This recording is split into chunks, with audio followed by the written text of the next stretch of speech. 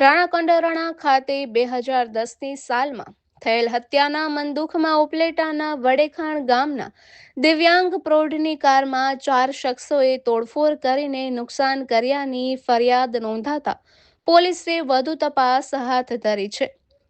ઉપલેટાના વડેખાણ ગામે રહેતા રામભાઈ બાબુભાઈ મુછારે રાણાવાવ પોલીસ સ્ટેશનમાં નોંધાવેલ પોલીસ ફરિયાદ મુજબ 2010ની સાલમાં તેના અને મસરી કમા ગરચરના પરિવાર સાથે ઝઘડો અને મારામારી થયા હતા, જેમાં રામભાઈના મોટા ભાઈ ભૂપતનું અને મસરીના પિતા કમાભાઈનું તથા ભાઈ મકુનું ખૂન થયું હતું।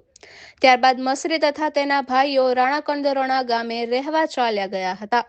ગઈકાલે રામભાઈ અને અમરાપર ગામે રહેતા કાનાભાઈ મેરાભાઈ મોરી રામભાઈની થાર કારમાં મિતી ગામ ખાતે ખોડિયાર માતાજીના મંદિરે દર્શન કરી રાણાવાવના કાલા હનુમાન મંદિર ખાતે દર્શન કરવા જતા હતા અને કુતિયાનાથી થોડી દૂર પહોંચ્યા ત્યારે કાનાભાઈને અચાનક પેટમાં દુખાવો થતા રાણાકંદરોણા ગામે હવેલીની બાજુમાં આવેલ ખાનગી દવાખાને બતાવવા ગયા હતા।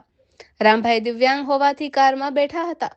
તે દરમિયાન સાંજે 7:30 વાગ્યે અચાનક જ એક પ્યાગો રિક્ષામાં મસરી કમા ગરચર અને તેના 2 પુત્રો આશિષ અને ઉદય, ભત્રીજો અમિત મકુ ગરચર કુહાડી તથા લાકડી લઈને આવ્યા હતા અને રામભાઈને ગાળો બોલીને તું અમારા ગામમાં કેમ આવેલ છો? તું શાંતિથી બેઠો રહેજે, તને કંઈ નહીં કરીએ, પણ તને સબક શીખવવો પડશે, તેમ કહીને કુહાડા અને લાકડીથી થાર કારના તમામ કાચ અને ટાયરો તોડી નાખ્યા હતા અને બોનેટને દરવાજામાં આડેધડ ઘા મારીને તોડફોડ કરતા રામભાઈએ બૂમાબૂમ કરતા આજુબાજુના લોકો ભેગા થઈ ગયા હતા, તેથી 4 શખ્સો જતા રહ્યા હતા। સરેઆમ હથિયારો વડે તોડફોડના બનાવના પગલે થોડા સમય માટે સમગ્ર વિસ્તારમાં તંગદિલીભર્યો માહોલ ઊભો થયો હતો। જોકે ત્યારબાદ પોલીસ દોડી આવી હતી।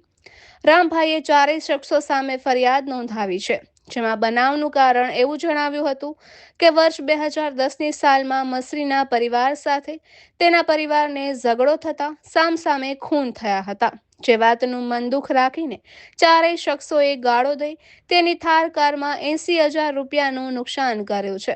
પોલીસે વધુ તપાસ હાથ ધરી છે। નિપુલ પોપટ, પોરબંદર ટાઈમ્સ।